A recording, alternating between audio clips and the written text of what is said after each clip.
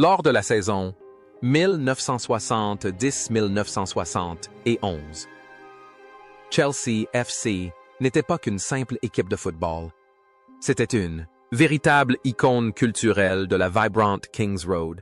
Après leur victoire historique en FA Cup en 1970, les Blues se lancèrent dans une aventure encore plus grandiose, la conquête de la Coupe des vainqueurs de Coupe d'Europe, animée d'une vision romantique du football mêlant flamboyance, arrogance et une combativité sans faille. Ils triomphèrent du géant Real Madrid en finale à Athènes et inscrivirent leur nom dans la légende. C'était une génération dorée où ces jeunes hommes ne se contentaient pas de jouer au football, ils vivaient comme des rockstars. Mais 50 ans ont passé et la magie de cette nuit athénienne s'est estompée. Derrière ces médailles d'or se cachent des destins tragiques.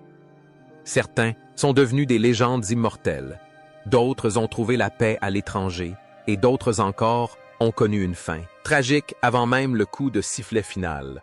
Tournons les pages de la vie de ces rois de Kings Road de cette année-là. Peter Bonetti, surnommé le Chat, est le premier nom qui nous vient à l'esprit l'âme des cages. Lors de la saison 1970-1973 à 29 ans, Bonetti était au sommet de sa carrière. Son physique n'était pas imposant, mais il possédait, en contrepartie, des réflexes extraordinaires et une souplesse féline. Tout au long de la campagne de la Coupe des vainqueurs de Coupe cette année-là, ses mains furent le dernier rempart offrant à ses coéquipiers une sérénité absolue pour exprimer leur talent. Il incarnait le dévouement et la loyauté, un héros discret qui savait toujours briller quand l'équipe avait le plus besoin de lui. Ses performances ne se résumaient pas à des arrêts, mais à un sens aigu du jugement et à un courage exemplaire.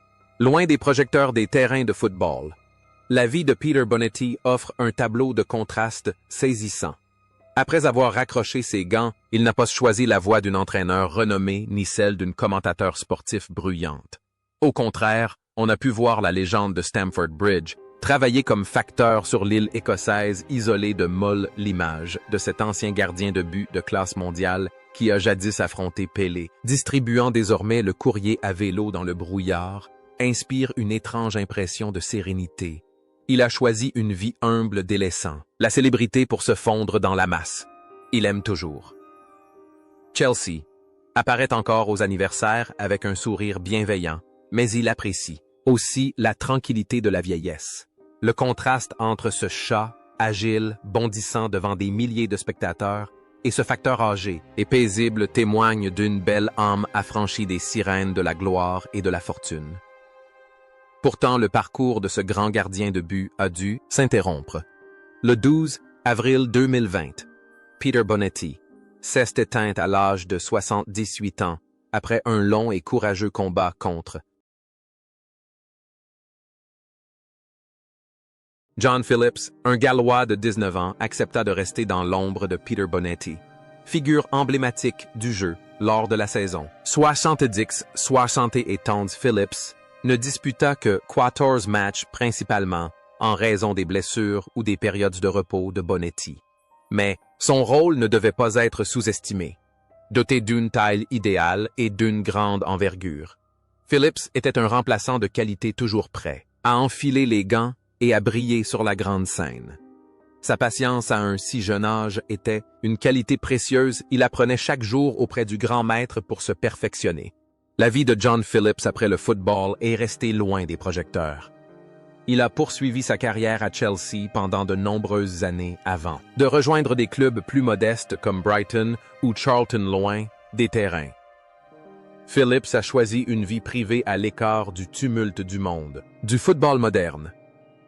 Il est l'exemple même des anciens joueurs professionnels, jouer par passion, se dévouer corps et âme, et une fois à la retraite, retrouver une vie de famille normale, sans scandale, sans autobiographie à sensation.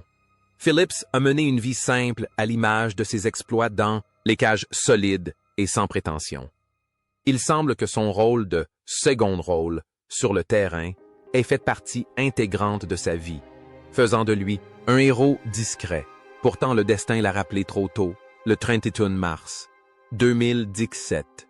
John Phillips Cest éteint chez lui des suites d'une longue maladie à l'âge de 65 ans. Son départ paisible, à l'image de sa vie, laisse dans le cœur des supporters de Chelsea le souvenir d'un gardien loyal et dévoué. John Dempsey était le pilier de la défense, un défenseur central irlandais de 24 ans, au physique avantageux et au style de jeu puissant. Lors de cette soirée magique à Athènes en 1971, c'est Dempsey qui inscrivit le but exceptionnel. Une volée tonitruante, rare chez un défenseur central, qui ouvrit la voie à la victoire contre le Real Madrid imperturbable en défense. Il ne reculait jamais devant. Un duel et s'y donnait toujours à fond. Ses longs cheveux et sa barbe fournie lui donnaient l'allure d'un guerrier. Viking arpentant la pelouse londonienne et il devint le symbole de la solidité défensive de Chelsea à cette époque. Après son départ de Chelsea, Dempsey a emmené son esprit d'aventure aux États-Unis pour jouer dans la NASL, alors prestigieuse, où il a affronté des légendes comme Pelé et Beckenbauer. Mais le plus précieux chez Dempsey réside dans la dernière partie de sa vie. Après avoir pris sa retraite, du football, il a préféré la discrétion au partage. Dempsey a consacré de nombreuses années à travailler dans un centre pour enfants handicapés et autistes. L'image du défenseur central autrefois féroce et intraitable. Ceste muet en celle d'un homme attentionné et patient dévoué aux plus démunis. Le cœur de ce guerrier de fer ceste révélé d'une grande chaleur et d'une immense bonté. Aujourd'hui, à 78 ans, John Dempsey coule. Des jours paisibles évoquant parfois l'histoire de cette volée à Athènes avec le sourire satisfait d'un homme qui a pleinement vécu sa vie, tant sur le terrain que dans la vie.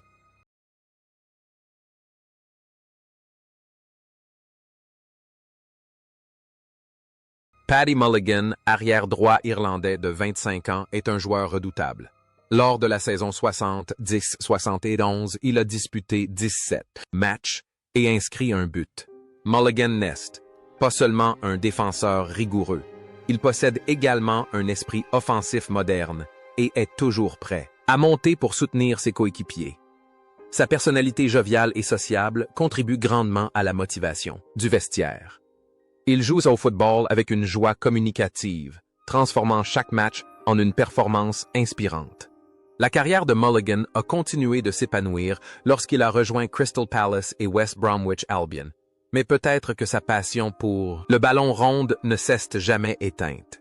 Après avoir raccroché ses crampons, Mulligan n'a pas choisi de se reposer sur ses lauriers.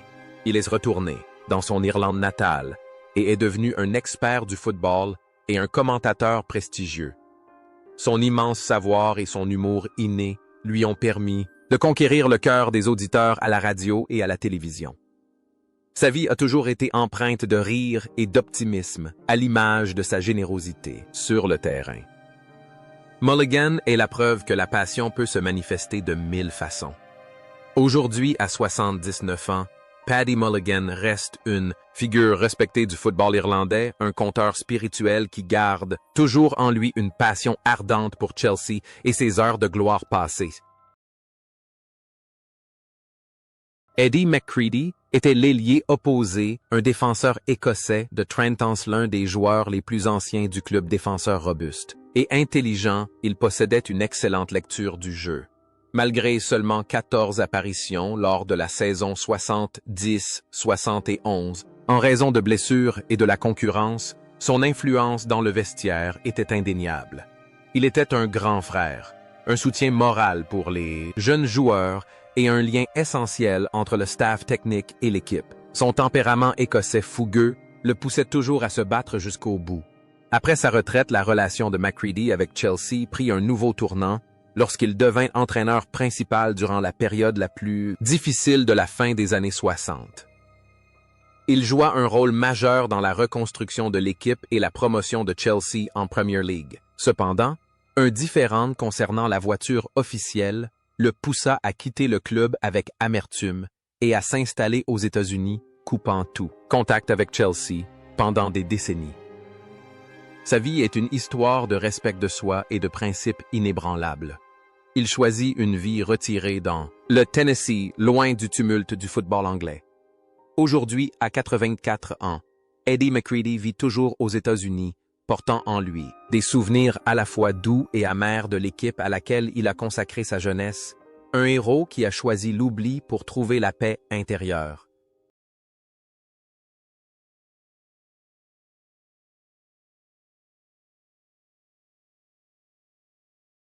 Stuart Houston, un défenseur écossais de 22 ans, était un nom plutôt discret au sein de cette équipe constellée de stars. Lors de la saison 70-71, il n'a disputé aucun match. Pourtant, sa présence dans ce groupe reste gravée dans l'histoire. Jeune joueur à l'époque, Houston était avide de s'imposer et d'apprendre auprès de joueurs expérimentés de classe mondiale, même s'il n'a pas eu l'occasion de jouer les entraînements avec Osgood et Hudson ont forgé son caractère. Il est un exemple de ces jeunes talents qui doivent patienter avant de jouer, découvrant la dureté du football de haut niveau depuis le banc de touche.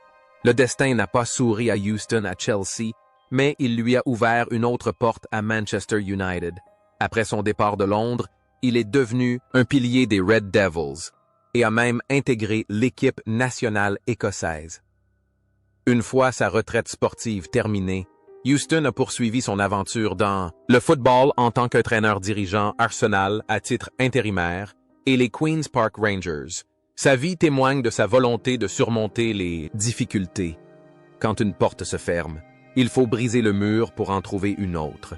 Il n'a pas laissé la déception de Chelsea l'abattre, mais l'a transformée en motivation pour aller de l'avant. Aujourd'hui, à 75 ans, Stuart Houston profite d'une retraite bien méritée et se remémore sa carrière avec la fierté de celui qui n'a jamais baissé les bras.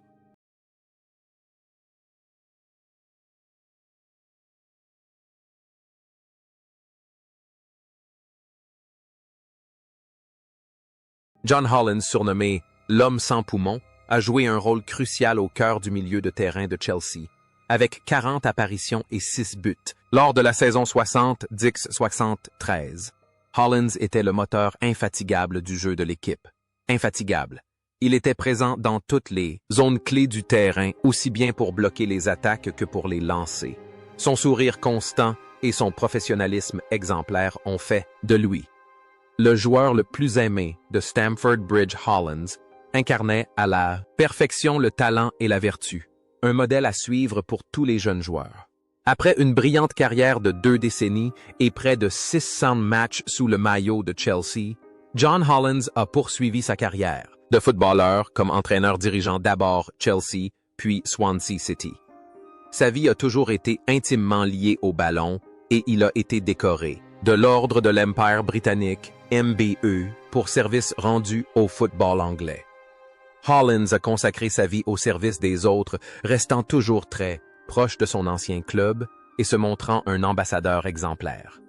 Il était un symbole de persévérance et d'amour indéfectible pour le maillot bleu. Cependant, la loi du destin avec ses épreuves de la vie, de la maladie et de la mort n'épargne personne. Le 14 juin 2023, John Hollins s'est éteint à l'âge de 76 ans. Sa disparition a été une grande perte pour la famille de Chelsea, mais l'héritage d'un capitaine exemplaire et d'un gentleman sur le terrain restera à jamais gravé dans les mémoires. Keith Weller, milieu de terrain de 24 ans, était l'un des joueurs les plus dynamiques et modernes de sa génération. Avec 36 apparitions et 13 buts. Un total impressionnant pour un milieu de terrain, Weller était un latéral droit redoutable. Il possédait vitesse, technique et une grande polyvalence devant le but. Weller n'avait pas peur d'expérimenter que ce soit son style de jeu ou son sens vestimentaire. Il était notamment connu pour porter des collants blancs lorsqu'il jouait plus tard pour Leicester. Il incarnait l'anticonformisme, la volonté d'affirmer sa propre individualité. Après son succès à Chelsea, Weller rejoint Leicester City, où il devient une légende avant de s'installer aux États-Unis pour y jouer et s'établir. Au pays des étoiles et des rayures, il poursuit sa carrière d'entraîneur et se construit une nouvelle vie. La vie de Weller est un parcours incessant, jalonné de nouveaux défis relevés. Cependant, le destin lui réserve une autre épreuve difficile, loin des terrains. Atteint d'un cancer rare, il l'affrontait avec le même optimisme et le même courage qu'il déploie sur le terrain. Malheureusement, le miracle ne se produit pas.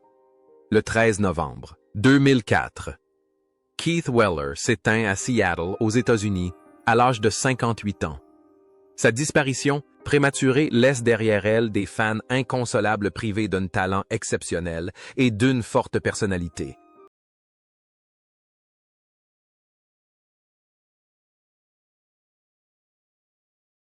Allen Hudson était un véritable artiste au sein de cette équipe. Âgé de seulement 19 ans, lors de la saison 60, Dick 16, 71, Hudson était un meneur de jeu talentueux totalisant 34 apparitions. Il possédait un pied gauche magique, une vision tactique innée et des passes qui transperçaient les défenses adverses. Hudson jouait avec une aisance naturelle, débordant d'improvisation et de fierté. Tel une rockstar perdue sur le terrain, il incarnait la jeune génération londonienne talentueuse mais aussi rebelle des années 70. Mais le talent s'accompagne souvent d'épreuves. La fin de la vie de Hudson fut marquée par une succession de hauts et de bas tragiques. Des blessures persistantes, des conflits avec ses entraîneurs et une vie dissolue l'empêchèrent d'atteindre le sommet qu'il méritait. Le plus grand drame survint après sa retraite lorsqu'il fut victime d'un terrible accident de voiture qui faillit lui coûter la vie et l'obligea à subir des dizaines d'opérations. Il vécut avec des douleurs physiques chroniques jusqu'à la fin de ses jours. Hudson devint un homme tourmenté, écrivant des livres pour exprimer ses sentiments et se remémorant parfois avec amertume sa carrière inachevée. Aujourd'hui, à 73 ans, Allen Hudson vit toujours et lutte contre les séquelles de ses blessures. Un génie déchu portant en lui la tristesse d'un âge d'or révolu. Charlie Cook, le prince d'Écosse de Chelsea, était l'homme qui détenait la clé de la magie. À 28 ans, Cook était un maître du dribble. Lors de la saison 70-16, 71 avec 31 apparitions, c'est lui qui a mis à mal les défenses adverses, créant des occasions au Explosives Cest Cook, qui avait offert la passe décisive à Osgood pour le but en finale de la FA Cup l'année précédente, et il a continué d'être une source d'inspiration en Coupe des vainqueurs de Coupe. Il jouait avec une telle malice et une telle joie qu'il émerveillait chacun de ses joueurs à chaque apparition au stade. Après avoir quitté l'Angleterre, Charlie Cook a choisi l'Amérique comme destination et y a bâti un héritage aussi prestigieux que sa carrière de joueur. Il est le cofondateur de la méthode Coerver, mondialement connue, spécialisée dans la formation technique des jeunes joueurs, d'artistes, du football Cook Cest, muet en un grand pédagogue inspirant et transmettant son savoir-faire à des millions d'enfants à travers le monde. Sa reconversion après le football fut brillante et durable, témoignant d'une profonde compréhension du jeu, aujourd'hui à 82 ans. Charlie Cook vit toujours une vie saine en Amérique, respecté comme un véritable professeur du football ayant transmis sa passion aux générations futures.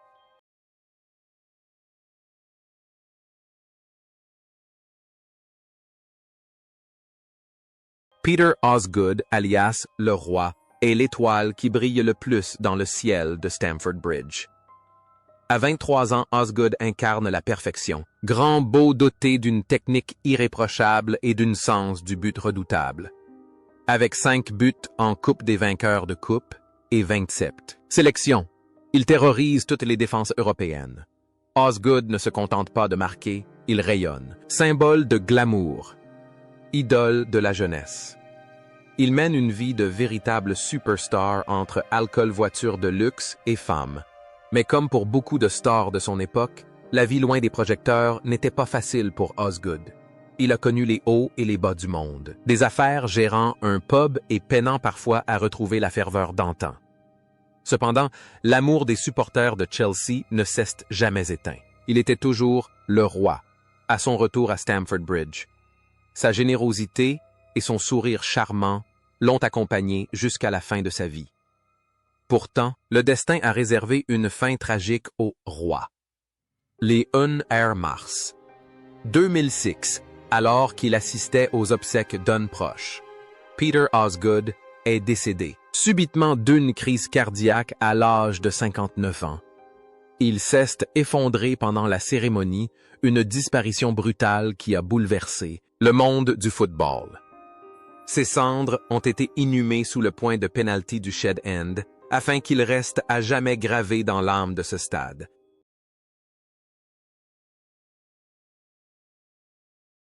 David Webb était un héros des grands matchs.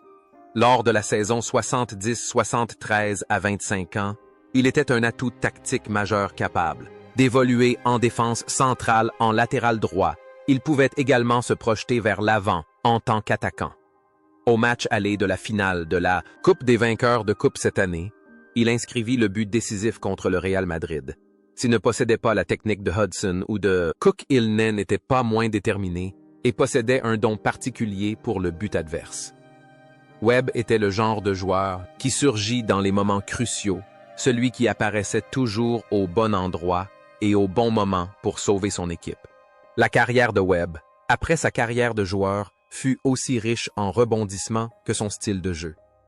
Il entraîna les Queen's Park Rangers, Leicester City, puis se tourna vers le coaching. Il revint à Chelsea pour une brève et tumultueuse période en 1993, faisant preuve d'une forte personnalité et n'hésitant pas à affronter les médias. Après le football, il mena une vie simple et directe entrepreneur, dans l'immobilier et homme franc. Bien que moins charismatique, Osgood, David Webb reste une figure incontournable de l'histoire du football pour les supporters de longue date. Aujourd'hui, à 79 ans, David Webb coule une retraite, paisible, mais son nom est toujours évoqué lorsqu'on parle des soirées mémorables à Athènes ou à Old Trafford. Tommy Baldwin était l'homme qui acceptait de rester dans l'ombre pour permettre à Osgood de briller lors de la saison 1973 à 25 ans. Baldwin était surnommé « l'éponge » en raison de sa capacité à absorber la pression et à faire barrage. Infatigable, il se battait pour le ballon et créait des espaces pour ses coéquipiers. Baldwin n'a pas marqué beaucoup de buts, mais son acharnement était le moteur du jeu offensif de Chelsea. Il incarnait le travailleur discret, prêt à sacrifier son ego pour le bien de l'équipe. Après son départ de Chelsea, la vie de Baldwin n'a pas été un long fleuve tranquille. Il a évolué dans de petits clubs, a connu des difficultés financières et une vie ordinaire après la fin de sa gloire. Baldwin n'a pas connu la richesse ni la célébrité de certains de ses coéquipiers, mais il a toujours conservé une passion intacte pour le football. Il apparaissait souvent aux événements du club avec un sourire doux et humble. Cependant, le parcours de l'infatigable Sponge s'est achevé en début d'année. Le 22 janvier 2024, Tommy Baldwin s'est éteint, à l'âge de 78 ans, des suites d'une longue maladie. Son départ, bien que prévisible compte tenu de son âge, a laissé un vide immense nous rappelant la valeur des sacrifices discrets que l'histoire oublie parfois.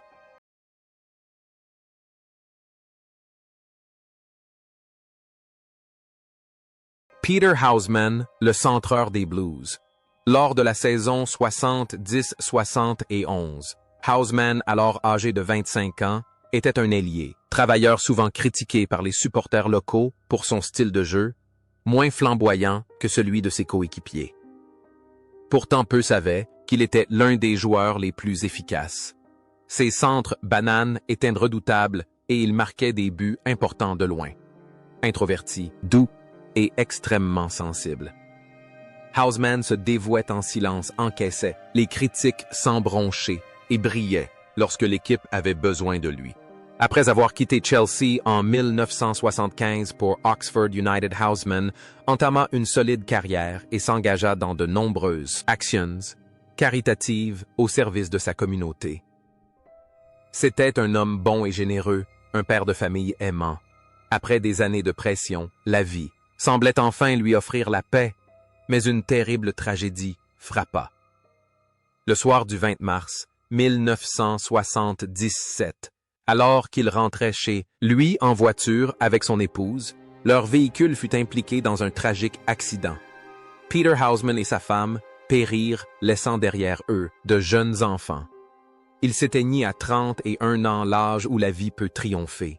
La disparition de Hausman est une plaie béante dans l'histoire. De Chelsea, un cruel rappel de la fragilité de l'existence humaine. Son héritage ne se limite pas à ses buts, mais témoigne aussi du chagrin immense d'un talent et d'une personnalité exceptionnelle fauchés trop tôt.